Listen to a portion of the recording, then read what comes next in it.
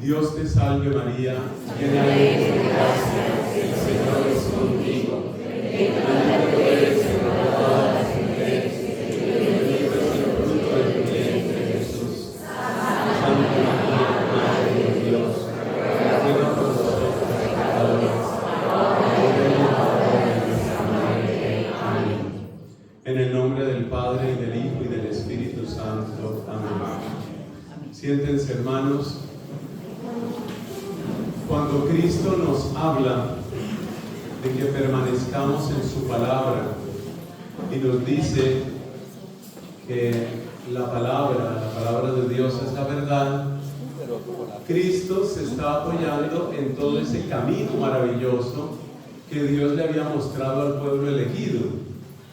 Es decir, ya Dios le había mostrado a su pueblo el poder de esa palabra que nos ilumina. Por eso hay un salmo que incluso tiene música, ese salmo que dice: tu palabra me da vida, confío en ti, Señor. Entonces dése cuenta que ya había esa conciencia, ya el pueblo sabía que la palabra tiene esa característica. Lámpara es tu palabra para mis pasos, luz en mi sendero. La palabra de Dios nos ilumina, la palabra de Dios nos sana, la palabra de Dios nos restaura. Nosotros encontramos, por ejemplo, en el libro de la sabiduría hay unas expresiones muy bonitas sobre la palabra de Dios, la obra de la palabra divina. Tu palabra como valiente guerrero en medio de la noche, son términos poéticos que están en el libro de la sabiduría y que muestran cómo la liberación de Israel se hizo a través de la palabra de Dios. Cuando Cristo nos dice entonces: si ustedes permanecen en mí y mi palabra permanece en ustedes, ahí Cristo está hablando de algo que ya era muy familiar para ellos, era algo que ya ellos habían vivido, era algo que ya ellos conocían, ese poder de la palabra. Y aquí tenemos entonces que hacer una explicación importante, y es: si ya en la palabra de Dios está ese remedio, ese bendito remedio para nuestros corazones cansados, nuestros corazones heridos, la pregunta es: ¿qué es lo que va a hacer el Espíritu Santo? Y nos dice el Señor Jesús, porque nos estamos apoyando completamente en Él, nos dice el Señor Jesucristo que el Espíritu Santo nos va a recordar todo lo que Cristo ha hecho y nos va a conducir a la verdad completa. Esa es la obra que va a hacer el Espíritu Santo. Nos va a recordar la palabra de Cristo y nos va a conducir a la verdad completa. O sea que el Espíritu Santo no elimina, no cambia lo que Cristo había dicho sobre la palabra, sino que el Espíritu Santo confirma esa obra de la palabra, confirma esa obra en nuestros corazones. Yo creo que esas dos expresiones que usa Cristo para hablar del segundo Paráclito, esas expresiones de Cristo, conviene que las comprendamos muy bien. ¿Qué quiere decir eso de que el Espíritu Santo nos va a recordar la palabra de Cristo? ¿Y qué quiere decir que el Espíritu Santo nos va a llevar a la verdad completa? Con la ayuda del mismo Espíritu vamos a tratar de explicar estos dos puntos. El Espíritu Santo nos va a recordar la palabra de Cristo. ¿Qué quiere decir eso? No es un simple recuerdo muerto. Esta explicación, que ya la hemos hecho en alguna oportunidad, hay que repetirla aquí. Hay una cosa que se llama memoria muerta y hay otra cosa que se llama memoria viva. El Espíritu Santo es memoria viva. Memoria viva. ¿Qué es una memoria muerta?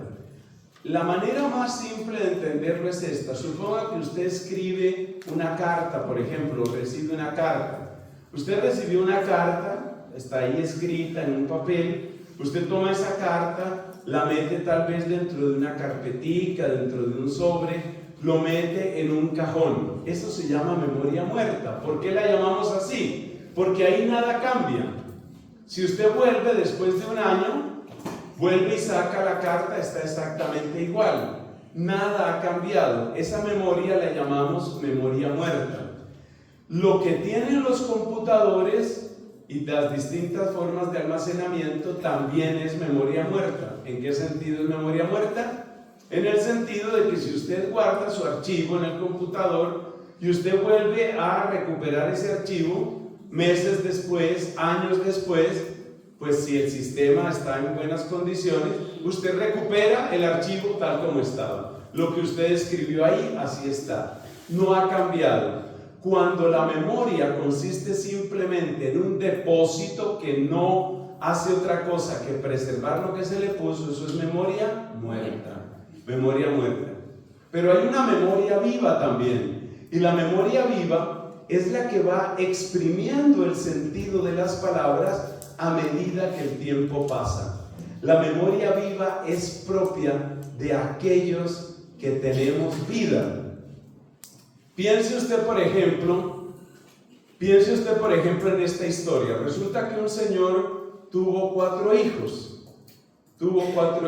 Este era un hombre, un empresario, él trabajaba, bueno, todo este tipo de cosas. Y él notaba que entre los hijos a veces había tensiones, había peleas, como que el uno resultaba demasiado ventajoso, como que trataba de aprovecharse de los demás. Y entonces dice el papá, porque se enfermó, se está muriendo, el papá les dice prácticamente en los últimos días, los llama y les dice: quiéranse, el dinero no es todo, permanezcan unidos. Esas 3 cosas les dijo: quiéranse, el dinero no es todo, permanezcan unidos. Bueno, esas palabras quedan grabadas en el corazón de los hijos, obviamente. Esas palabras quedaron ahí grabadas, pero no quedan grabadas como una memoria muerta. Y aquí viene la parte fundamental. Imagínese usted que en un momento dado salió un negocio bien grande para la empresa. Y entonces uno que se creía como muy inteligente, como muy astuto, tratando de que le quede una platica adicional porque yo fui el que conseguí ese negocio. Pero entonces el ventajoso, o como decimos en este país a veces, el avispado, en otros lugares dicen el abeja, se acuerda de la palabra del papá: el dinero no lo es todo. Él sabe que con su astucia podría sacar una tajadita adicional, cualquier 12, 15 millones que no hacen daño, una tajadita. Pero él se acuerda, el dinero no es todo. Eso es memoria viva. Porque ahora es una memoria que se aplica a una situación particular. ¿Se da cuenta de eso? Le doy otro ejemplo. Con esta misma familia. Pasa el tiempo. Resulta que uno de los hermanos tuvo un accidente. Dura hospitalizado mucho tiempo. No es cosa de muerte, pero sí tuvo una hospitalización larga. Como son buenos trabajadores y como la empresa está produciendo mucho, hacerle visita al hermano es perder plata. Es perder plata porque el negocio requiere que uno esté ahí encima, ¿no? Entonces, una de las hijas de esta misma familia dice: pues yo voy a ir a visitar a mi hermano, voy esta tarde para allá. Pero entre el viaje, la visita y todo se le va 1 día y medio, 2 días. Pero ella se acuerda de las palabras del papá: el dinero no lo es todo, permanezcan unidos. Yo creo que usted ya me entendió lo que es la memoria viva. La memoria viva es que usted no simplemente recuerda las palabras, sino que usted, oiga esto, va leyendo esas palabras en distintos momentos de su vida.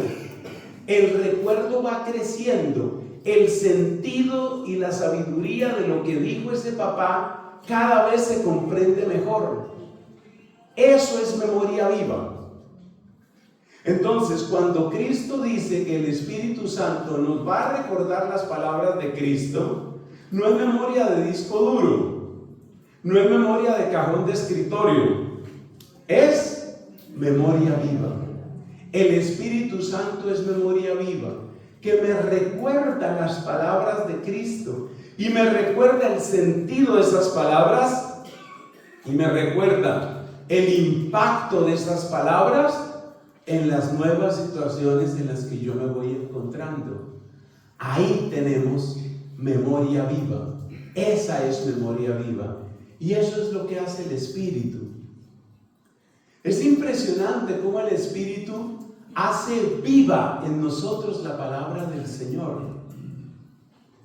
Imagínate que estás pasando por un momento complicado. Tal vez has perdido tu trabajo. Tal vez un amigo que nunca te hubieras imaginado te ha traicionado. Tal vez hay un diagnóstico de salud que te deja completamente perplejo. En esas circunstancias, ¿qué pasa si tú te acuerdas de estas palabras de Cristo? Yo estaré con ustedes todos los días hasta el fin del mundo. Si yo estoy pasando por ese momento difícil y no me acuerdo de las palabras de Cristo, voy a vivir mi crisis de una manera. Pero si yo estoy pasando por esa crisis y sí me acuerdo de las palabras de Cristo, yo voy a vivir de otra manera. Eso es lo que hace el Espíritu. Es decir, el Espíritu Santo me da memoria viva. El Espíritu Santo me va ayudando a captar el sentido de las palabras del Señor. Me va a ayudar a captar qué es lo que Él quiso decir. El Espíritu Santo me va a ayudar a captar por dónde va el querer de Dios. Eso es lo que hace el Espíritu. Y de esa manera, esa palabra que me dio Cristo no queda como una palabra del pasado, sino como una palabra siempre actual, como una palabra que me cuestiona. Quizás algunos de ustedes, pienso que muchos de ustedes habrán tenido la experiencia de escuchar muchas veces una palabra y de repente a uno como que se le abre el sentido, uno como que de pronto lo entiende, como que se ilumina esa palabra. Eso es lo que hace el Espíritu. Entonces el Espíritu Santo nos recuerda la palabra de Cristo y nos recuerda el mensaje de la Escritura, pero de una manera viva, de tal manera que yo profundice en el sentido de lo que me dijo Cristo y yo lo pueda aplicar a mi propia vida y yo lo pueda aplicar a mi situación. Esto lo vamos a profundizar en nuestra siguiente enseñanza cuando hablemos de los dones del Espíritu, pero por ahora quería destacar la relación entre la promesa de Cristo de que permanezcamos en Él y Él en nosotros y el don del Espíritu Santo. Y por ese camino se entiende también por qué Cristo dijo: el Espíritu Santo los conducirá a la verdad completa. Por ejemplo, si yo les digo, levanten la mano los que saben que son hijos de Dios, yo creo que se levantan todas las manos. Yo soy hija de Dios, yo soy hijo de Dios. Sabemos lo que eso significa. Hemos encontrado el gozo y la fuerza, la paz y la victoria que está en decir: Dios es mi Padre. En decir: yo soy su hijo, yo soy su hija. Uno puede decir las palabras como memoria muerta. ¿Usted es hijo de Dios? Sí, yo soy hijo de Dios. Lo dijo, como lo podría haber dicho en un disco duro que lo saca en una pantalla: yo soy hijo de Dios. Pero cuando está el Espíritu Santo de por medio y el Espíritu Santo cada vez va tomando más posesión de tu corazón, tú empiezas a descubrir todo lo que quiere decir eso. Así tenemos, por ejemplo, a una santa muy amada del pueblo católico llamada Santa Teresita, Santa Teresa del Niño Jesús. Santa Teresita hizo un camino espiritual maravilloso, profundizando sobre todo en algo. Soy hija. La palabra Padre, que nosotros decimos todos los días, Padre nuestro que estás en el cielo, la palabra Padre se fue llenando de un contenido inmenso y ella se fue sintiendo cada vez más hija. Eso es propio de otro don del Espíritu Santo, que es el don de piedad. Yo a veces me pregunto, ¿qué pasaría en la vida de muchas personas que han sufrido por una mala relación con su papá biológico, su papá de esta tierra? ¿Cuánto cambiarían las cosas si esas personas, con el auxilio del Espíritu Santo, pudieran sentir todo el eco que tiene la palabra Hijo, todo el eco que tiene la palabra Padre? ¿Cuál es el don del Espíritu Santo que nos lleva por ese camino? Se llama el don de piedad. Eso también lo vamos a explicar cuando hablemos de esos dones del Espíritu. Todo esto es para decir, y aquí termina la primera parte de esta enseñanza, para decir cómo es que el Espíritu Santo nos recuerda y nos enseña. Nos recuerda la palabra no de una manera muerta. No es simplemente como una hoja de Excel que ahí apareció en tal casilla, sale el dato. No es simplemente como un archivo de Word que ahí salió el dato. No. Nos recuerda de una manera viva y nos va ayudando a profundizar en esa palabra. Y eso hace que tú tengas un encuentro vivo con el Señor. Y eso cambia todo. Porque aquí encontramos una palabra que se llama compañía. Lo que vamos a hacer en el resto de esta enseñanza es reflexionar en estas palabras que nos han acompañado desde el principio. La vida cambia completamente si tú experimentas compañía o si tú no la experimentas. Si tú experimentas compañía, bueno, uno siempre agradece que haya alguien que lo entienda a uno, que haya alguien que lo escuche a uno, que haya alguien que lo apoye a uno, que haya alguien que lo quiera a uno. Eso es muy bonito, que lo quieran a uno es muy bonito. Yo digo, feliz la gente que lo vive. Bueno, en todo caso, es muy bonito que lo quieran a uno. Pero ¿qué pasa si el susurro, si el te quiero, te lo dice Dios y tú lo escuchas y te lo crees y lo vives y lo agradeces? ¿Qué pasa si es Dios el que te lo dice? Esa es la maravilla del Espíritu. Entonces ya terminamos la introducción. La introducción era la conexión que tienen las palabras de Cristo. El Espíritu Santo les va a recordar lo que yo les he dicho y les va a conducir a la verdad completa. Ahora pasemos a estas 4 palabras. Estas 4 palabras tratan de traducir la palabra paráclito. Las vamos a aplicar al segundo paráclito, es decir, al Espíritu Santo, para que veamos qué significa ese que está al lado de nosotros. Porque paráclito, ya lo dijimos, paráclito quiere decir el que está al lado, el que tú llamas para que esté a tu lado. La primera palabra que aparece es consuelo, por eso se habla de espíritu de consuelo, espíritu de consolación. La palabra consuelo es importantísima. Bueno, estas 4 son importantísimas. Yo realmente le he pedido a Dios que me ilumine, que me ayude, que yo pueda expresarme y que todos podamos entender. La palabra consuelo adquiere toda su estatura y toda su fuerza cuando recordamos los daños que hemos experimentado, las carencias que hemos experimentado, las heridas y las cicatrices que todos cargamos. La palabra consuelo la podemos asociar con otras palabras propias del mundo de las terapias y del mundo de la medicina. Piensa en un bálsamo. Piensa en un alivio. Hay heridas que arden, hay heridas que duelen, hay golpes que nos han derribado. ¿Qué significa el consuelo? El consuelo es aquella expresión del amor que restituye en nosotros la dignidad, la fuerza y la alegría. Para las personas que están escribiendo, yo calculo un 30% más o menos.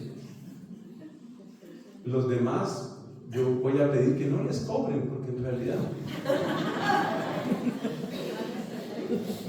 Entonces, ¿qué es el consuelo?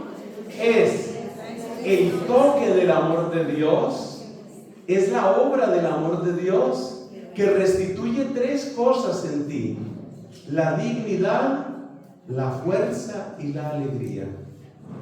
Porque las heridas, especialmente las que han tocado lo profundo de nuestro ser, han puesto en cuestión nuestra dignidad. ¿Y qué significa la dignidad? Significa el valor que tú tienes. Tú vales como persona, tú vales como hombre, vales como mujer, vales como niño, vales como anciano. Pero hay muchas experiencias que le quitan a uno la dignidad. Hay historias dramáticas que uno se encuentra, por ejemplo, en los hogares de personas mayores.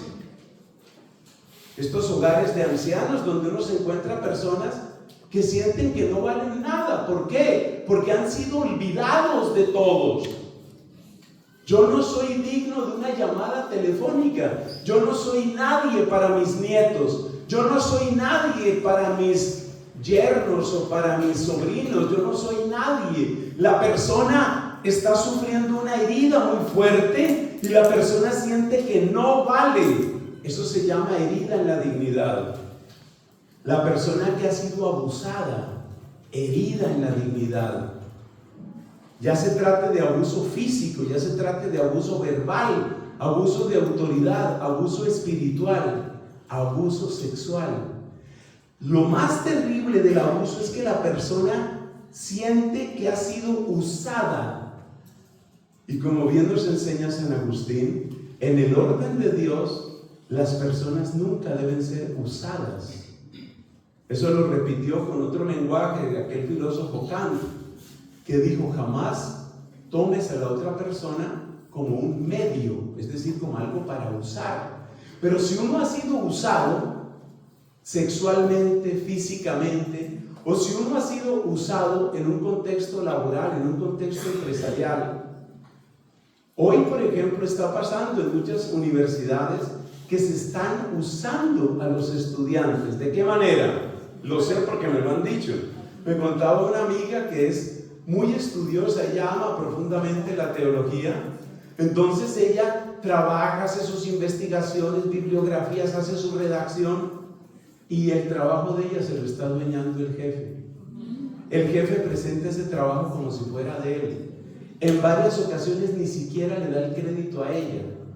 Ese hombre no la está manoseando, gracias a Dios, no la está insultando, pero la está usando. Está diciendo: tú eres como una computadora refinada que produce material para que yo siga subiendo en mi escalafón, pero a ti no te queda nada. Eso es usar a las personas. Y cuando una persona se siente usada laboralmente o se siente abusada físicamente, verbalmente, la persona siente que no tiene valor, ha perdido dignidad, ha perdido su dignidad. En las ofensas leves, es una herida leve que se sana sin mayor dificultad. Pero una persona que ha pasado por cosas que ustedes y yo sabemos que suceden, cosas graves, realmente graves, de maltrato verbal, de maltrato físico, de uso sexual, la persona siente que no vale, ha quedado lastimada en su dignidad. Además de la dignidad, la persona queda lastimada en su fuerza, porque pierde seguridad, porque pierde ruta, siente que no es digna, no soy digna, no soy digno de ser amado, no soy digno. ¿Por qué? Pues porque me usaron, porque yo soy una cosa. Yo quiero aquí elevar mi voz agradecida por las personas que trabajan por aquellos sectores de la sociedad donde nuestros hermanos y hermanas están más lastimados en su dignidad. He conocido tanto hombres como mujeres en la ciudad de Bogotá, eso lo hay en muchas partes, que en nombre de Cristo trabajan por ayudar a restituir la dignidad, por ejemplo, de personas que han llegado al mundo de la prostitución. ¡Qué admirable! Yo conozco, por ejemplo, unas religiosas que trabajan con esas personas, trabajan con mujeres que han sido prostituidas y que están por cualquier motivo en ese camino. En Colombia está creciendo la prostitución masculina también. Hay muchos muchachos que por curiosidad, por buscar regalos, por buscar mejorar la situación, por cierta inclinación, se meten por ese camino y se convierten en hombres que son juguetes sexuales de otros hombres. Una persona así pierde su fuerza, pierde su capacidad de creer en su propio camino. No sabe qué ruta puede tomar. Pero además de la dignidad y de la fuerza, se pierde también la alegría. Entonces, ¿qué significa este consuelo? ¿Qué palabra tan hermosa? ¿Qué significa esa consolación de Dios? El amor de Dios empieza a descender a nosotros y empieza a restablecer en nosotros la dignidad, la fuerza y la alegría. Los evangelios nos muestran eso. Mencionemos solamente un caso. Mencionemos el caso de aquella mujer del capítulo 8 de San Juan, aquella mujer que fue sorprendida en adulterio. Pero no es solo eso, ya ahí había una situación. Pero es que ella fue puesta como una especie de trofeo. Los que la llevaron donde Cristo convirtieron la debilidad o el pecado de ella o lo que le haya sucedido a ella, lo convirtieron en un trofeo. Es decir, seguramente ya la había usado el hombre que adulteró con ella, porque ella no adulteró sola, y de ese hombre no se dice nada. Ya la había usado ese hombre, por la razón que sea. Pero ahora los enemigos de Cristo quieren usarla por segunda vez. Quieren usarla convirtiéndola en una especie de trofeo, porque querían usar el caso de ella para tener un motivo de acusación contra Cristo. Pero observemos la actitud de Cristo, observemos el amor de Cristo. Cristo es el ungido por el Espíritu. La palabra Cristo quiere decir ungido. Él es el que está lleno del Espíritu Santo. Y observemos con cuánta discreción, con cuánta delicadeza, con cuánta suavidad y amor Cristo trata la situación de ella. Y cuando ya esos enemigos, podríamos decir, exacerbados, le dicen, bueno, pronúnciese. Cristo suelta esas palabras de magnífica sabiduría que todos conocemos. El que esté libre de pecado, que tire la primera piedra. Y luego cuando todos se han ido, le pregunta a la mujer, ¿nadie te ha condenado, mujer? Y ella dice, nadie, Señor. Fíjate cómo la está levantando, fíjate cómo le está diciendo, tu vida puede ser otra. Fíjate cómo la está defendiendo. Yo tampoco te condeno, dice él. Y le da fuerza. Vete y no peques más. Esas palabras no son solo una orden, son una unción, son una bendición de Dios. Entonces el Espíritu Santo trae ese consuelo a nosotros. Hoy se habla mucho de la necesidad de la autoestima, estoy totalmente de acuerdo. Ciertamente necesitamos crecer en la autoestima, pero como enseñan santos, a la manera de Catalina de Siena, la autoestima ha de crecer en la dirección de Dios, es decir, en lo que yo valgo ante Dios. Porque de otra manera la autoestima fácilmente se vuelve vanidad, se vuelve arrogancia, se vuelve venganza, se vuelve orgullo. Claro que hay que crecer en la autoestima, y nada nos ayuda tanto a crecer en la autoestima como recordar la obra de Cristo. Entonces, el Espíritu Santo es bálsamo que me consuela, bálsamo que me recuerda dignidad, cuánto valgo yo, fortaleza, todo lo que yo puedo hacer, alegría, he sido amado. El Espíritu Santo llega a nosotros y trae esa consolación. La persona que no experimenta el consuelo del Espíritu Santo siente que la vida está en deuda con él. La persona que no conoce el don del Espíritu Santo es una persona que fácilmente repite en otros lo que le hicieron. A mí me maltrataron, yo te maltrato. Y por eso encontramos a veces en las familias que se empiezan a repetir esquemas. Y entonces tenemos el abuelo abusador, el papá abusador, el hijo abusador, el nieto abusador, y cada uno recibe y transmite, porque no ha habido esta consolación que es la que sana profundamente. Te lo voy a decir de esta manera: sin este consuelo las cadenas siguen en las familias. Sin este consuelo los matrimonios terminan divorciándose. ¿Por qué? Porque tú me heriste, tú eres una persona muy importante para mí. Yo te entregué mi vida, yo te entregué mi cuerpo, yo te entregué mi dinero, yo te entregué mi tiempo, tú me maltrataste. Y eso queda dentro de mí como una herida ahí punzante, como una herida viva. Y entonces uno le pregunta a esa mujer y dice: él me usó y él me mintió y él fue infiel. Y entonces cada uno tiene muchas razones para atacar al otro. Si no llega este bálsamo, si no llega este consuelo, es imposible. Quiero aclarar algo importante. El consuelo de Dios no es permiso para seguir en abusos. El consuelo de Dios no es una manera de cerrar los ojos ante la injusticia. El consuelo de Dios, más bien, al recordarte tu dignidad y al recordarte tu fortaleza y al darte la alegría, permite que estés en la posición exacta y justa para que las cosas se corrijan. Pero es que si tú no has recibido el consuelo de Dios, entonces tú empiezas a buscar los consuelos pútridos del demonio. ¿Cuáles son los consuelos pútridos del demonio para quienes están escribiendo? Los consuelos pútridos son sobre todo tres. El primer consuelo pútrido es la venganza. La venganza. Me la hizo, yo se la hice. Y es muy triste que esa idea se está extendiendo hoy, por ejemplo, en el plano de la infidelidad.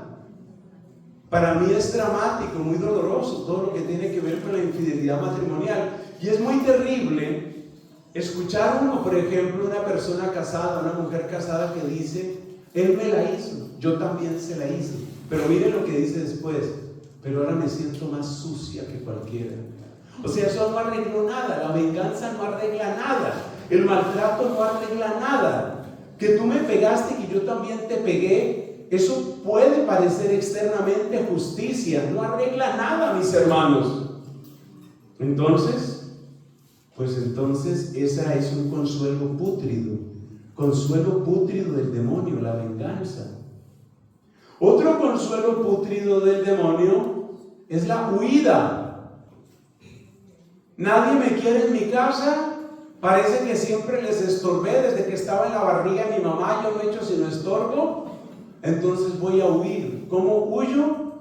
Tomo y tomo licor hasta perder el sentido, fumo marihuana, me drogo, estoy huyendo. La forma más terrible de huida es el suicidio. Por eso cuando Cristo dijo: a donde yo voy ustedes no pueden ir, la gente se asustó o se preocupó, no sé, y dijeron: ¿será que se va a suicidar? Pensaron que él estaba huyendo. Él no hablaba de eso, claro está. Entonces el segundo consuelo pútrido es la huida, que es como una manera de tratar de que cese el dolor. Eso es lo que busca la huida, que cese el dolor. Pero eso tampoco arregla nada.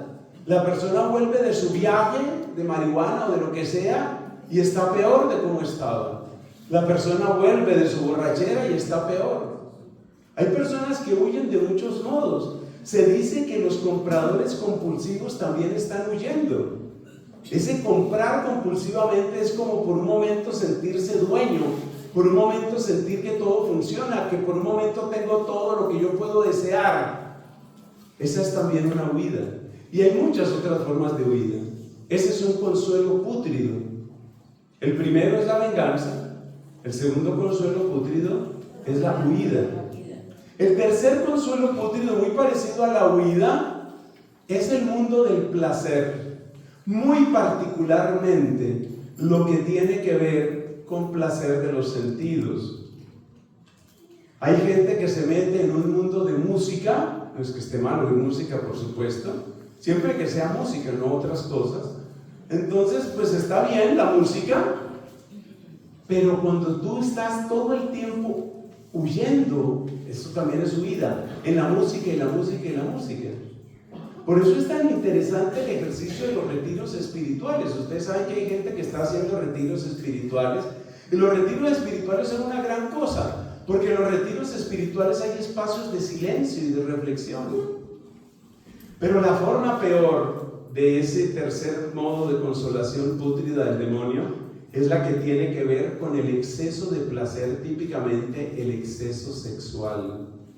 Es como una manera de compensar, es como una compensación. Es decir, la gente no me quiere, no soy importante para nadie, pero en la intensidad del placer físico, en la intensidad del placer sexual, el yo recibe como una especie de macro caricia que le dice: tú vales mucho. Entonces todo lo que tiene que ver con pornografía, con masturbación, con tantas otras experiencias, va por ese lado. Es como una manera de sentir: yo sí valgo, yo sí valgo, yo sí puedo. Es una caricia al ego. Entonces los tres modos típicos de consolación pútrida son la venganza, la huida y el consentimiento del ego, el mimar al ego, que eso es lo que se busca la persona que busca esos placeres desorbitados, a veces de otras formas, no todo es sexo. A veces entra, por ejemplo, el mundo del lujo. El mundo del lujo, hay un lujo que es compulsivo. La persona necesita rodearse de lujo. Hace poco comentábamos con una amiga que es terapista, comentábamos sobre la situación de una cierta persona que necesita rodearse de lujo. Por ejemplo, necesita ir a un restaurante carísimo, carísimo, parecido a lo del shopping, lo de las compras. Un restaurante carísimo. Pero ustedes saben que hay restaurantes que tienen unos precios desorbitados, una cosa que da es como vergüenza pronunciarla. Estamos hablando de comidas que valen $500,000, casi $1,000,000 de pesos sin problemas.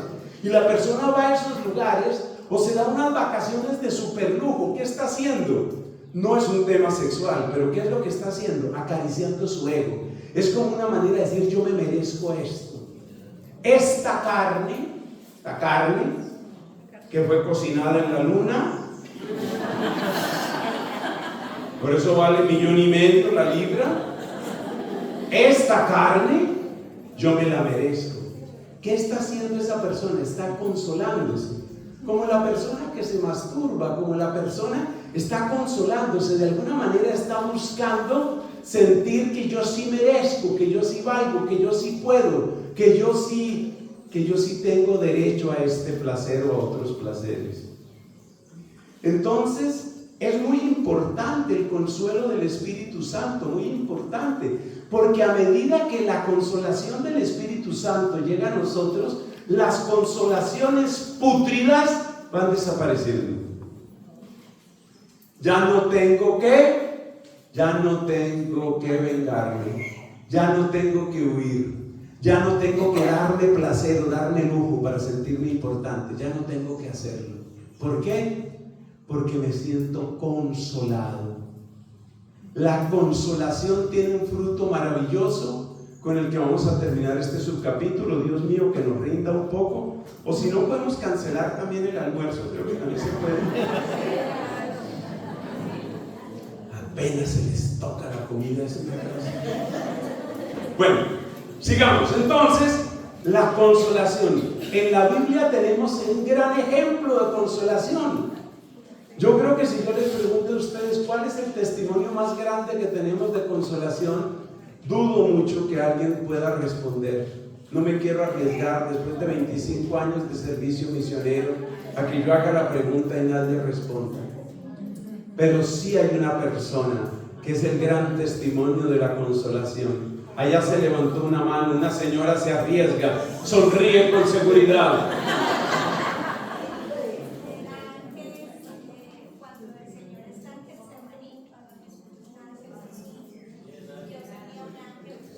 Dios envía un ángel para que acompañe a Cristo.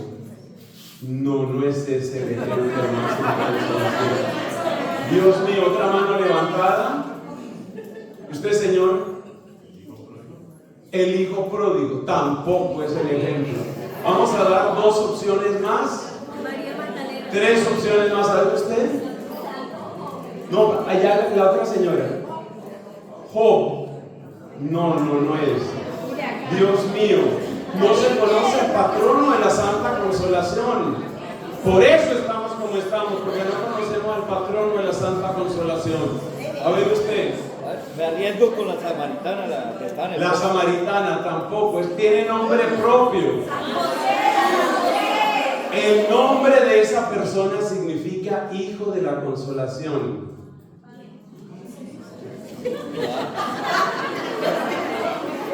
¿Se da cuenta por qué necesitamos la Biblia? Necesitamos la Biblia. Esa persona no es el esposo de la Virgen. Esa persona sí se llamaba José. Sí se llamaba José, pero no era el esposo de la Virgen. ¿Qué? ¿Cómo se? ¿Qué nombre adquirió después? José de Arimatea tampoco.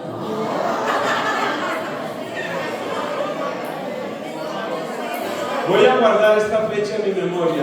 Primer lugar donde no hubo respuesta. Florida Blanca, Santander, Colombia. No hubo respuesta. Nadie fue capaz.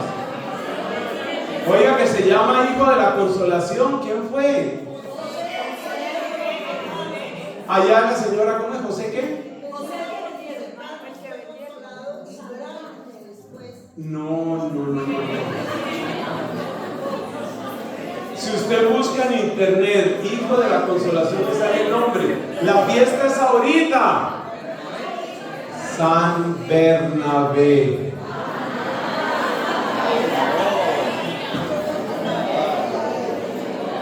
San Bernabé. Mire, dése cuenta, ¿qué deduzco yo de esto?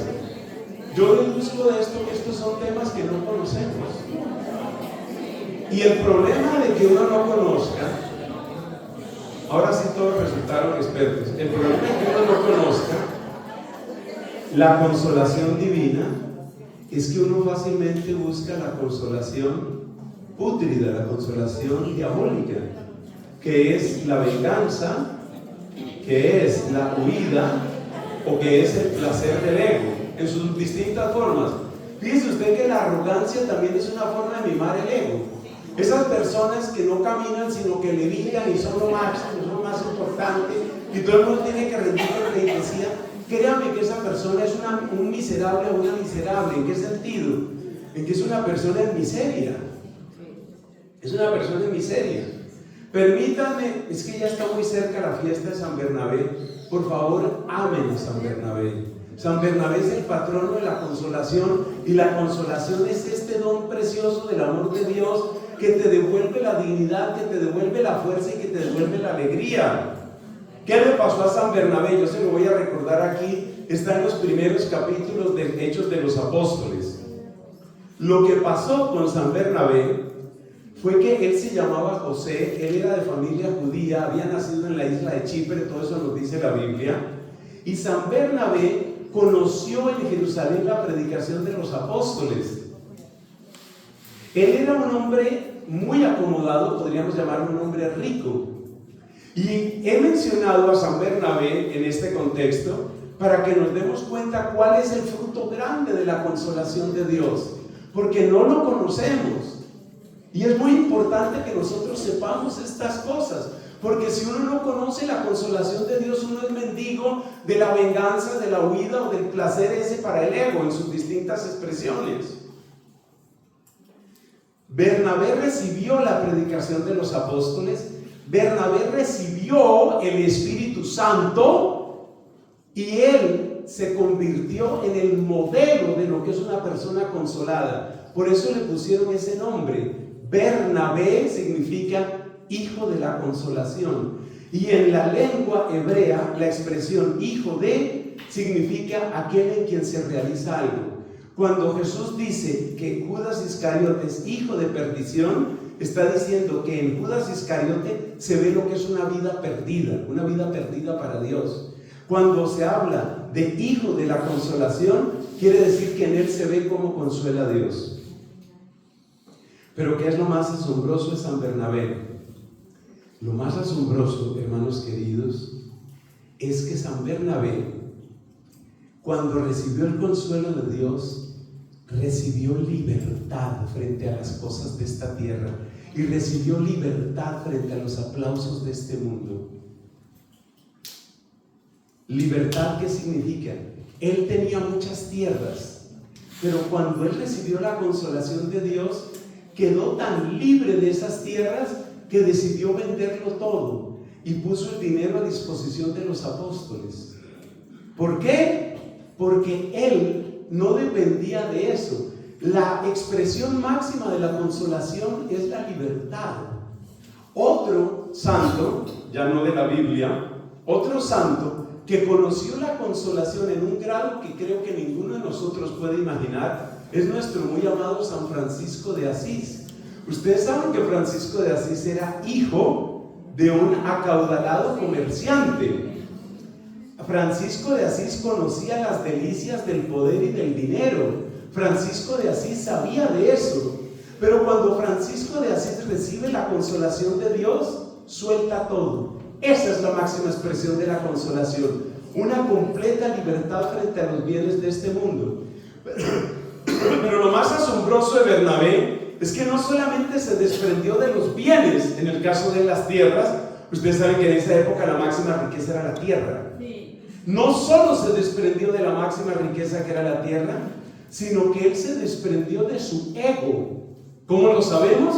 Si usted mira la primera misión que hicieron los cristianos, que salieron de una ciudad llamada Antioquía de Siria, cuando ellos salieron de esa misión, nos dice el libro de Hechos de los Apóstoles, con autor San Lucas, nos dice que salieron Bernabé y Pablo. Pero cuando volvieron, ¿cómo los enumera? Pablo y Bernabé. Bernabé no estaba aferrado al poder. En la Biblia siempre el que se nombra primero es el jefe.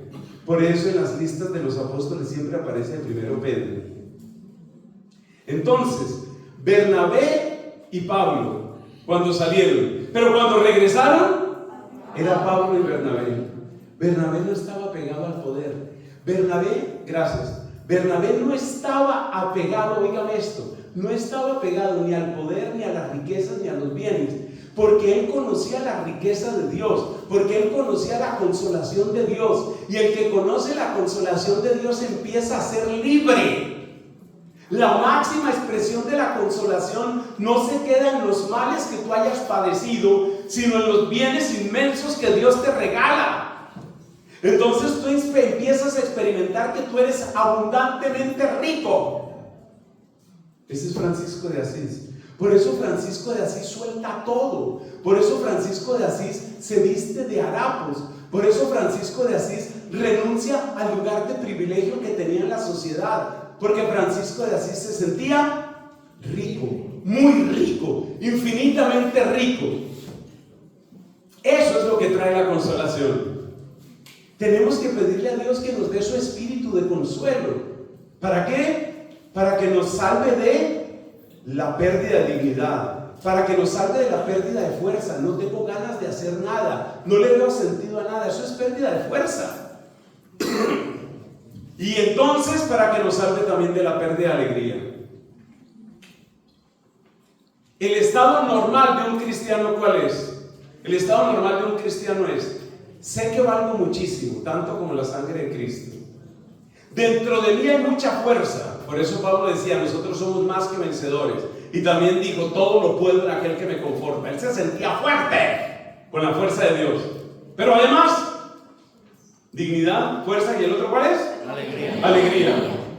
Cuando Pablo dice alégrense en el Señor, es porque esa es la condición normal del cristiano. El cristiano sabe cuánto vale, tiene dirección y fuerza en su vida y está alegre. Esa es la condición normal. Pero en esa condición normal uno no vive todo el tiempo, porque a todos nos pasan cosas duras. Y todos pasamos por decepciones, y todos tenemos una historia, y todos tenemos dolor de la familia, y todos tenemos dolor de los amigos, y todos tenemos dolor del ex. ¿Qué hace la gente cuando tiene dolor del ex? Viene a retiros.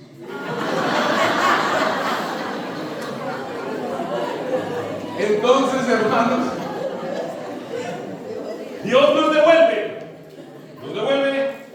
la dignidad, nos devuelve y nos devuelve. Y cuando uno ha recuperado eso es apenas la primera fase de la consolación, falta la segunda. La segunda es la que nos muestra el patrono de la consolación, que no se les puede volver a olvidar, por favor. No le hagan esto a otro predicador, sería muy duro. ¿Quién es el patrono de la consolación? San Bernabé. Es que la palabra Bernabé quiere decir eso: modelo de consolación, hijo de la consolación, punto de referencia sobre la consolación. Ese es San Bernabé, maravilloso San Bernabé.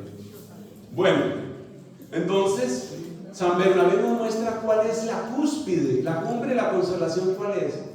Libertad. Libertad que significa libertad de si me quieren, no me quieren, si me aprueban, no me aprueban, si me tienen en cuenta, no me tienen en cuenta.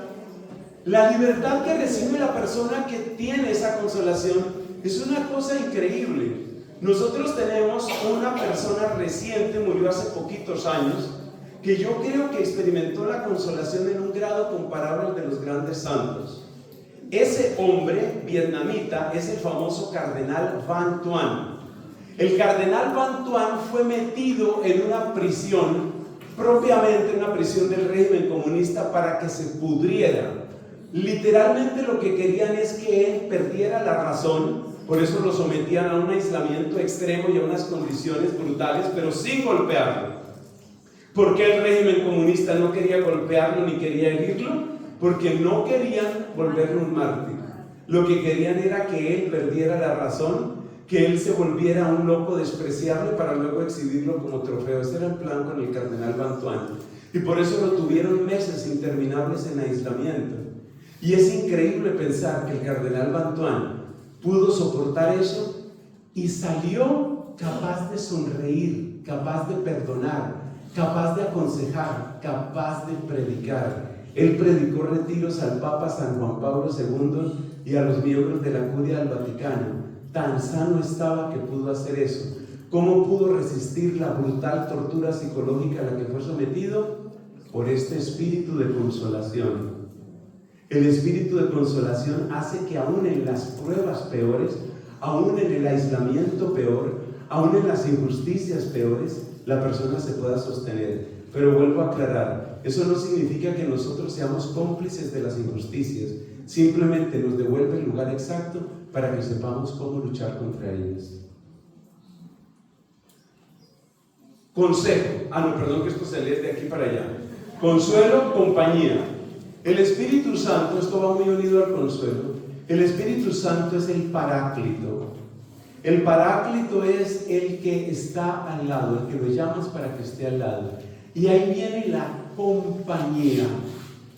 ¿Qué clase de compañía hace el Espíritu Santo? El último ejemplo que les he dado, el del amado cardenal Van Thuan, el que lo hizo cardenal fue precisamente San Juan Pablo II. ¿Qué es lo que hace el Espíritu Santo? El Espíritu Santo acompaña. ¿Qué significa esa compañía? Para entenderlo debemos primero comprender cuál es el daño que causa la soledad.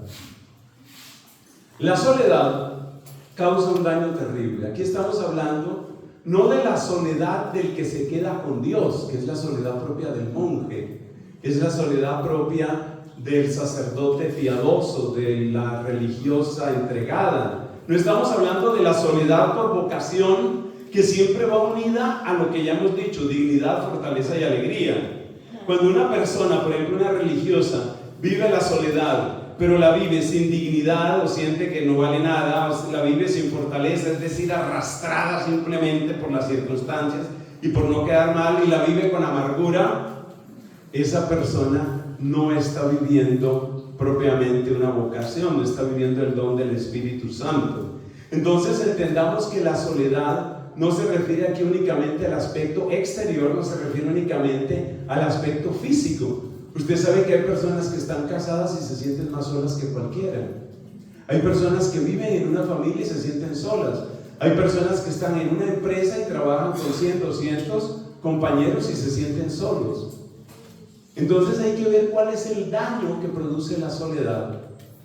Y para entender este daño, lo que yo he encontrado como mejor es descubrir la riqueza que tiene la palabra comunión y comunicación. ¿Qué significa la comunión y la comunicación?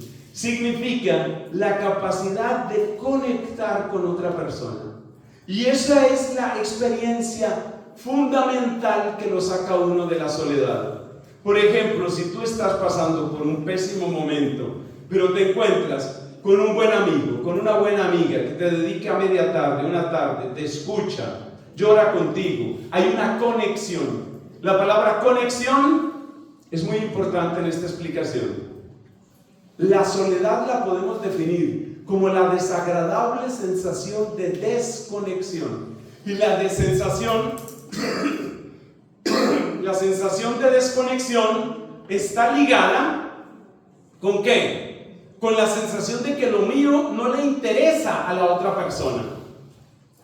El daño que yo sufra no le interesa y el bien que yo tenga no le alegra. Eso es desconexión. Entonces la soledad la podemos definir como el estado anímico de la persona que experimenta que sus daños no le importan a los demás y que sus triunfos no alegran a los demás. Esa se llama soledad. Y eso lo puede vivir cualquier persona, independientemente que sea soltero, casado, viudo, separado, lo que sea. Hay muchachos que están viviendo esa soledad. Hay niños que están viviendo esa soledad. Muchas personas discapacitadas experimentan esa soledad. Muchos adultos mayores pasan por esa soledad.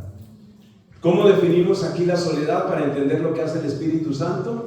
Es una especie de desconexión que hace que la persona experimente el mal que yo padezca, no le importa a nadie, no le preocupa a nadie, no le interesa a nadie, y el bien que yo logre no alegra a nadie. A mí me conmueve mucho personas que tienen una mala relación, un mal recuerdo con los papás, con el papá, con la mamá, mal recuerdo, pésimo, y entonces uno se pone a hablar con esta persona y entonces dice que tiene mucho dolor. ¿Y por qué tiene mucho dolor?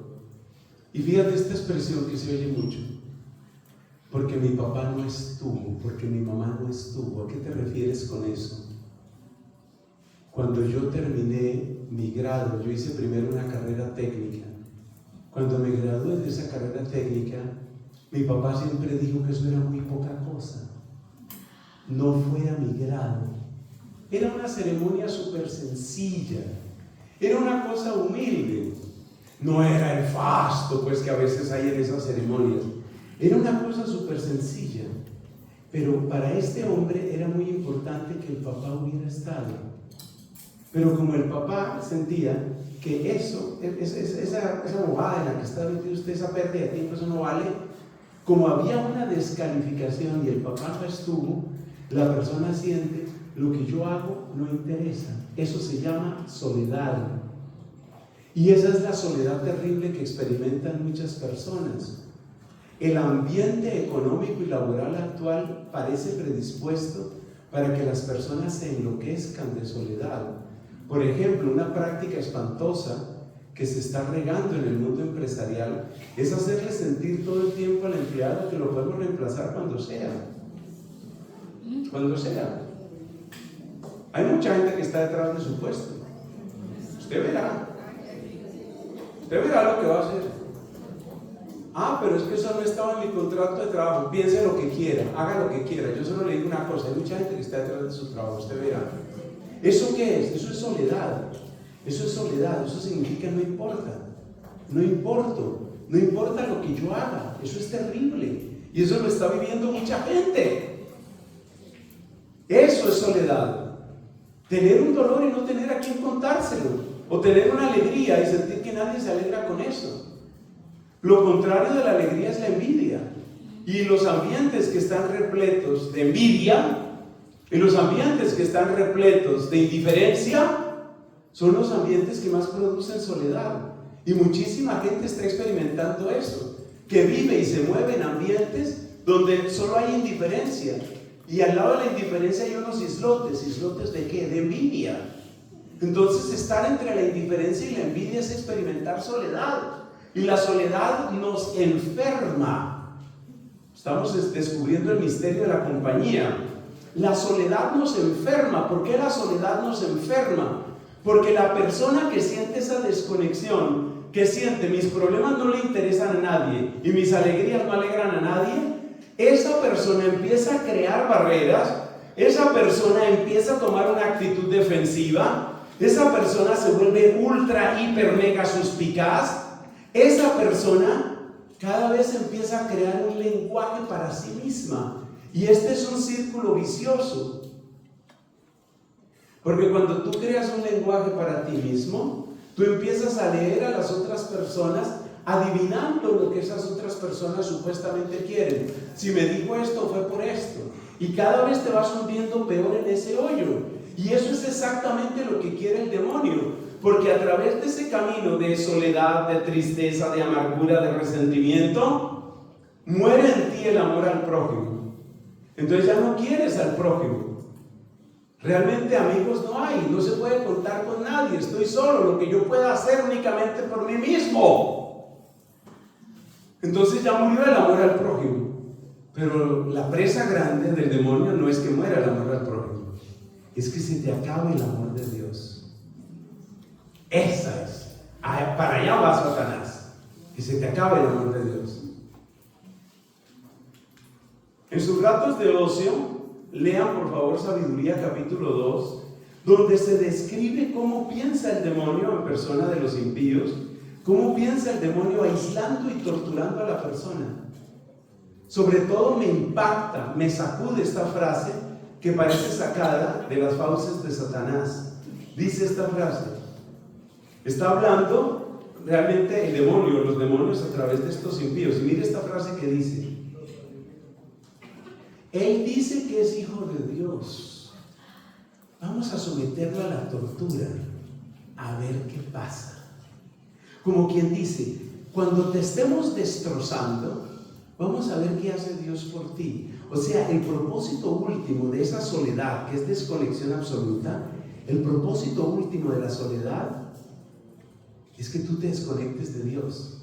Desconectado de Dios y desconectado del prójimo, eres la presa más fácil para el enemigo. Ahí ya es muy sencillo. Llevarte a la desesperación, llevarte al egoísmo, llevarte a la venganza, llevarte a donde quiera. Pues llevarte básicamente a los consuelos pútridos. Una vez que estás desconectado de todo, una vez que ya no crees que Dios pueda hacer algo por ti, una vez que ya no crees que haya que amar al prójimo y que nadie en realidad te ame, una vez que estás en ese aislamiento, ahí te dice el demonio, estoy hablando figurativamente, pero ustedes me entienden, te dice: mira, te tengo 3 cócteles, toma lo que quieras. ¿No será bueno como una venganza? Tengo aquí venganza. Venganza en su estado puro, ¿no te llama la atención? ¿O quieres huir tal vez? ¿Por qué no nos vamos? Vayámonos de esto. ¿O quieres que acariciemos tu ego? ¿Qué quieres? ¿Qué quieres que hagamos? Eso es lo que pretende el enemigo.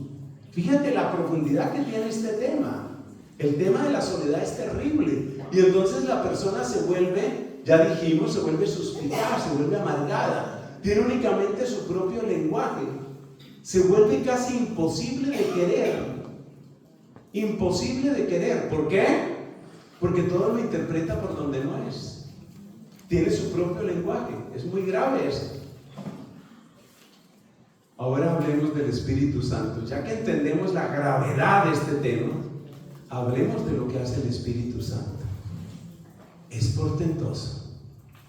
El Espíritu Santo reabre los cauces de la comunicación.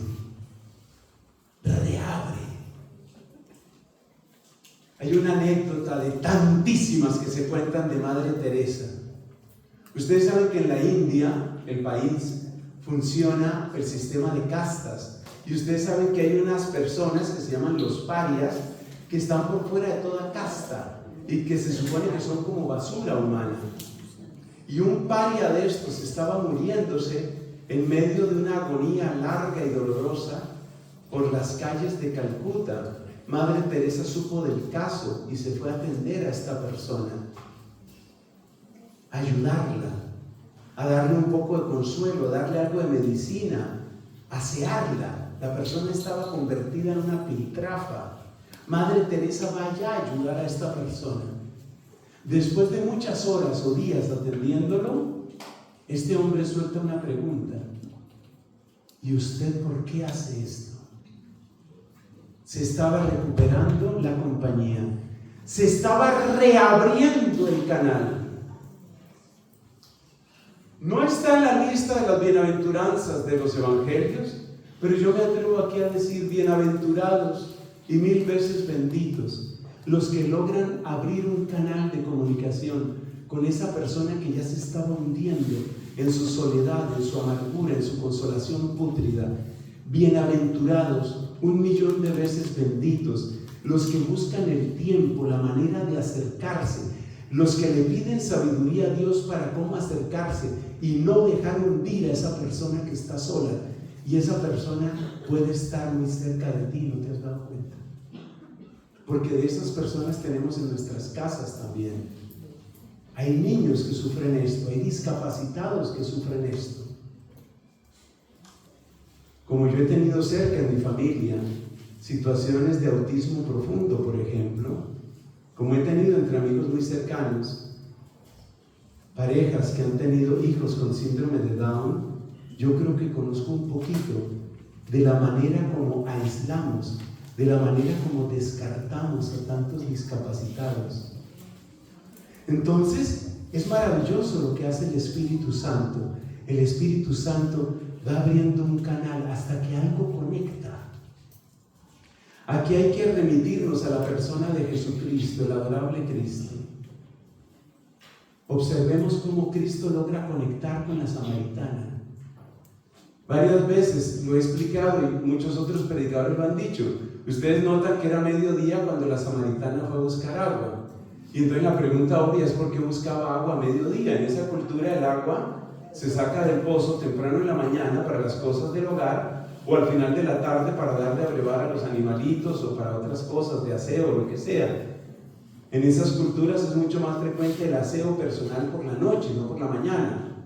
Entonces el agua se busca temprano en la mañana o al final de la tarde. ¿Por qué la samaritana va a mediodía? Porque no quiere encontrarse con nadie. La samaritana ya está encerrada. Acuérdate que ella es la quitamaridos. La samaritana es la que es despreciada por todos. La samaritana es la que todo el mundo solo la mira para maldecirla, para despreciarla. Oiga, y Jesús, alabado sea su santo nombre, Jesús logra conectar con el corazón de ella hasta que ella dice: dame de esa agua. ¡Qué cosa tan linda! Ese es el poder del Espíritu Santo. Por eso exaltaba tanto el Papa Francisco, exaltaba tanto la obra de misericordia que consiste en escuchar, saber acercarse y escuchar, sin presionar, porque uno puede tener la tendencia de presionar. Pero el libro del profeta Ezequiel nos da el ejemplo de este mismo profeta, que cuando visitó a los desterrados que estaban junto al río Quebar, dice: vi tanto dolor que me quedé 7 días en silencio. No habló nada, 7 días en silencio. Hay que saber acompañar, hay que saber estar, hay que saber escuchar, hasta que un día, como ese moribundo mendigo de las calles de Calcuta, la persona diga: ¿y usted por qué hace esto? Con esa sola pregunta ya se estaba abriendo un pequeño cauce, ya había un caminito. Eso es lo que hace el Espíritu Santo, va abriendo ese caminito. Pero hay algo más maravilloso todavía. El Espíritu Santo, incluso sin que haya otras personas, o sea, personas humanas, el Espíritu Santo concede ese modelo de compañía. Y es algo absolutamente maravilloso. Cómo el Espíritu Santo restablece a las personas, cómo el Espíritu Santo levanta a las personas, cómo el Espíritu Santo hace que en las pruebas más duras, como se cuenta de San Lorenzo, diácono y mártir, el Señor me ayudó. A él lo quemaron vivo. El Señor me ayudó, por eso no sentí el ímpetu de las llamas. El Espíritu Santo, había tanto Espíritu Santo en San Lorenzo, estaba tan acompañado por la llama del Espíritu, que las llamas con que lo estaban destruyendo no tuvieron poder sobre él. Hay otros santos que fueron quemados vivos, como Santa Juana de Arco, como San Policarpo, obispo de Esmirna, como el que ya dijimos, San Lorenzo. Hay varios santos que han sido quemados vivos. Y es impresionante ver cómo una persona puede estar tan acompañada por el Espíritu Santo, que aunque la persona vive el martirio, de alguna manera el martirio no entra en la persona. La persona está libre de eso, porque el Espíritu Santo de tal manera lo acompaña. El Espíritu Santo da palabras. Cristo dijo, el Espíritu Santo les va a dar palabras. Cuando ustedes estén siendo juzgados, cuando ustedes estén siendo condenados, el Espíritu Santo les va a dar palabras. Es algo maravilloso. Pasemos, porque el tiempo corre, pasemos a la parte del consejo. No me detendré mucho en la parte del consejo, porque hay un don que es el don de consejo, donde explicaremos un poco más de esto. Pero la palabra de consejo es muy importante, y a eso me quiero referir aquí, sobre todo para la confirmación en la fe. Es lo que quiero destacar acá. El resto, con el favor de Dios, lo comentamos cuando lleguemos a los dones del Espíritu. El Espíritu Santo confirma en la fe. El Espíritu Santo es susurro profundísimo que habla a lo hondo de tu corazón, confirmándote en la fe. Si a ti te ha pasado alguna vez que te has confesado y tú dices, me confesé pero no me siento perdonado. Si te ha pasado alguna vez que tú dices, tengo todo para ser feliz pero no lo soy. Si te ha pasado alguna vez que tú dices, yo sé que Cristo está en la Eucaristía pero realmente no siento nada. Bueno, hay que tener en cuenta que Dios no está obligado a que nosotros sintamos, pero uno le puede pedir a Dios espíritu de consejo, es decir, espíritu que me confirme en la fe. En esto hay un mensaje muy hermoso que se llama la voz externa y la voz interna. Nosotros, las personas humanas, como en este caso este servidor de ustedes, nosotros tenemos únicamente una voz externa. Yo solo te puedo hablar desde fuera, no tengo otra manera. Si mis palabras están muy llenas de amor, si tú las sientes así, muy llenas de amor, es posible que tú sientas que mis palabras alcanzan a entrar algo dentro de ti. Mi mamá siempre oraba eso por mí. Mi mamá siempre oraba que tus palabras lleguen, decía ella. Ella era consciente de que la palabra exterior sin la palabra interior no hace mucho. Pero la palabra interior, esa especie de certeza interior, esa es la que te da el Espíritu. Eso es lo que hace que tú, por ejemplo, estés en una adoración eucarística, no solamente por aquellos que organizaron este evento, sino porque es un bien inmenso para la iglesia. Yo les invito de todo corazón, vuélvanse adoradores, vuélvanse adoradores. Y cuando ya se sientan un poquito fuertes en el tema de la adoración, inscríbanse para adoración perpetua. Mire, la adoración es fantástica, porque la adoración hace que este espíritu de consejo te visite con frecuencia, infundiendo en ti la certeza de quién es el que está ahí. Eso es lo que hace el Espíritu. El Espíritu Santo te da una fuerza, te da una gracia especial y te aconseja.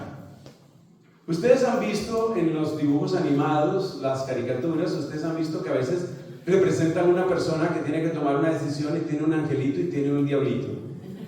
Y ambos le están hablando. De alguna manera eso es cierto. De alguna manera hay consejos que serán consejos pútridos. Si la consolación que da el diablo es una consolación pútrida, los consejos que da también son consejos pútridos. Consejos pútridos como, por ejemplo, destrúyelos, véngate, saca provecho de esto, nadie se va a dar cuenta. Al fin y al cabo, ¿qué importa? No le estamos haciendo daño a nadie. Todos estos son consejos pútridos que vienen del demonio. Hay personas que entran, por ejemplo, en caminos de fornicación por eso. No le estamos haciendo daño a nadie. ¿Qué daño le estamos haciendo? A ver, amor, ¿qué daño estamos haciendo? Ninguno, mi amor, venga para acá, listo. Retomemos el impulso. ¿En dónde estábamos? Esos son consejos pútridos. Consejos pútridos. Y uno tiene que saber que eso está podrido, pero que eso lo puede atraer a uno. Entonces uno necesita esa voz que derrote la otra voz. Nos enseña Santo Tomás de Aquino que efectivamente la manera principal como el enemigo nos ataca es precisamente a través de la imaginación y a través de la memoria, que van muy unidas en la antropología de Tomás. Entonces, hay una obra en la imaginación. Tú podrías hacer esto, nadie se va a dar cuenta.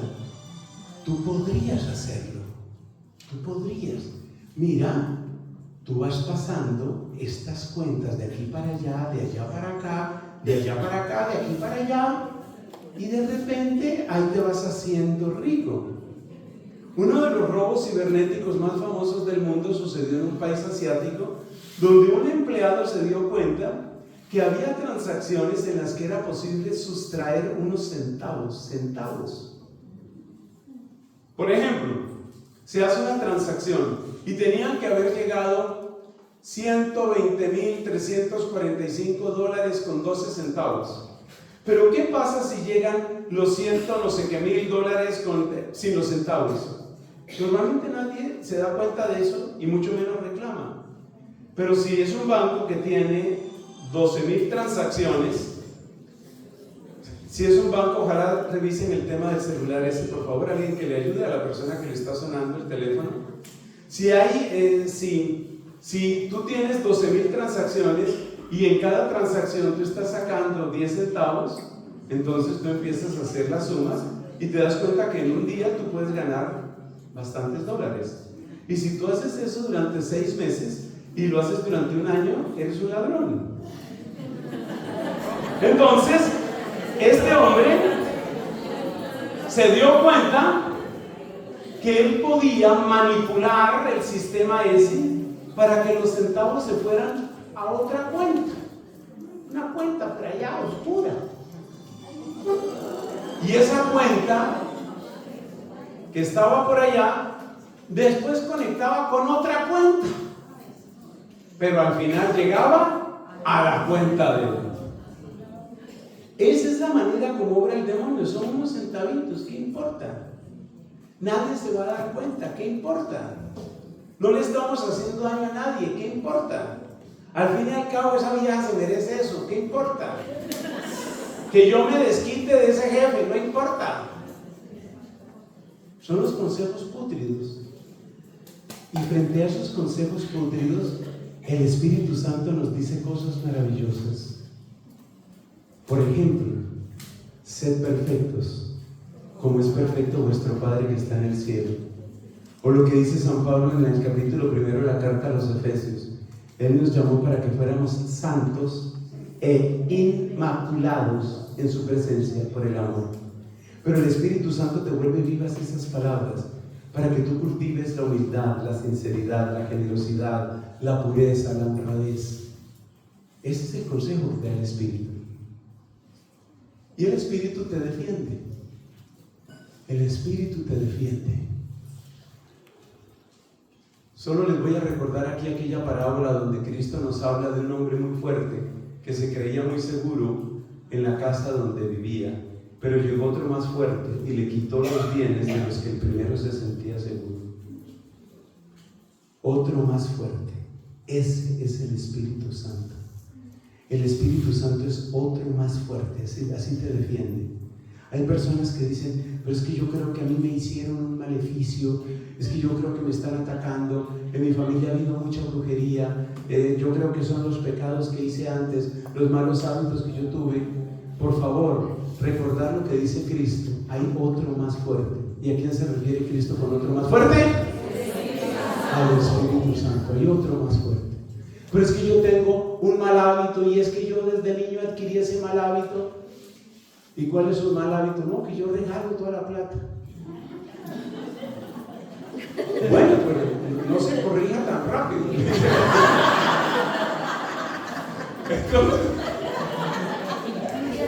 Entonces, hermanos, hay que saber que el Espíritu Santo es, para que ponga ahí en comillas, usted que sí está tomando apuntes, usted me cae bien. Ponga ahí, otro más fuerte. El Espíritu Santo es otro más fuerte. Es más fuerte. Y nos lo recuerda también la primera carta de Juan, donde dice: el que está en ustedes, refiriéndose al Espíritu Santo, el que está en ustedes es más fuerte que el que está en el mundo, más fuerte. Uno no puede vivir en el miedo de que en mi familia había muchos brujos, que yo cuando era niño hice esto, que yo cometí tal pecado, que yo adquirí tal mal hábito.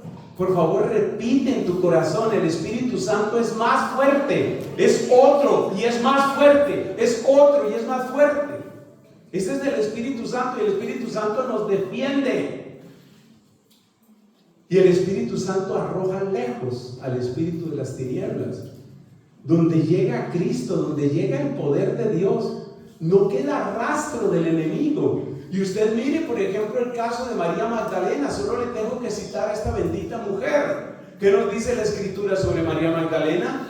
Que estuvo poseída por 7 demonios. Fíjense que ustedes todos lo respondieron bien, menos lo de San Bernardo. Todo bien, menos lo de Bernardo.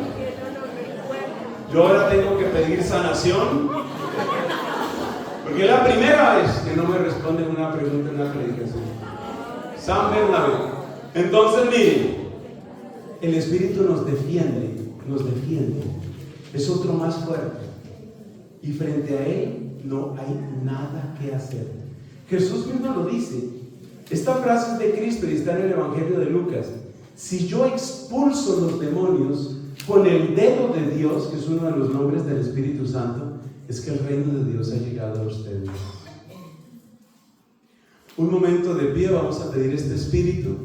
Es tan hermoso todo lo del Espíritu Santo que yo quisiera seguir compartiendo muchas cosas, pero estamos aprovechando el tiempo. Y pues como ya se han desmayado 2 personas,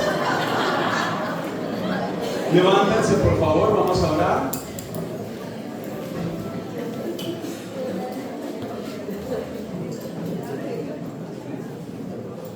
Yo voy a hacer un canto, ese no se lo sabe mi amigo aquí presente. Yo voy a hacer un canto y entonces ustedes lo van repitiendo. Este canto lo utilizamos en Familia Espiritual. Yo voy a hacer un canto, ustedes lo van repitiendo, lo voy a cantar varias veces. Es un canto al Espíritu Santo y es pidiendo esto que está aquí. Dice: ven Espíritu Santo. Ven Espíritu Santo. Hasta ahí van bien, vamos a empezar por ahí. Escuchen por favor. Ven Espíritu Santo, ven, haz tu oración en mí. Ven Espíritu Santo. Yo no sé orar, yo no sé orar, yo confío en ti. Yo no sé orar, yo confío en ti. Repito. Ven Espíritu Santo, ven, haz tu oración en mí. Ven Espíritu Santo. Yo no sé orar, yo confío en ti. Yo no sé orar, yo confío en ti. Casi lo tenemos, yo creo. Repitamos una vez más. Espíritu Santo. Eso, pídelo. Haz tu oración en mí. Ven Espíritu Santo. Yo no sé orar, yo confío en ti. Yo no sé orar, yo confío en ti. Nuevamente, más oración. Ya la letra creo que la tenemos bastante segura. Lo importante es que sea tu corazón ante Dios. Ven Espíritu Santo, ven haz tu oración en mí. Ven Espíritu Santo, yo no sé orar, yo confío en ti. Yo no sé orar, yo confío en ti. De nuevo. Ven Espíritu Santo, ven haz tu oración en mí. Ven Espíritu Santo, yo no sé orar, yo confío en ti. Yo no sé orar, yo confío en ti. A ver, la última vez, desde lo profundo de tu alma y de la mía. Ven Espíritu Santo, ven haz tu oración en mí. Ven Espíritu Santo, yo no sé orar, yo confío en ti. Yo no sé orar, yo confío en ti. Espíritu Santo de Dios, ven con tu amor, con tu poder, con tu luz. Ven, Espíritu de Dios, ven a nuestros corazones.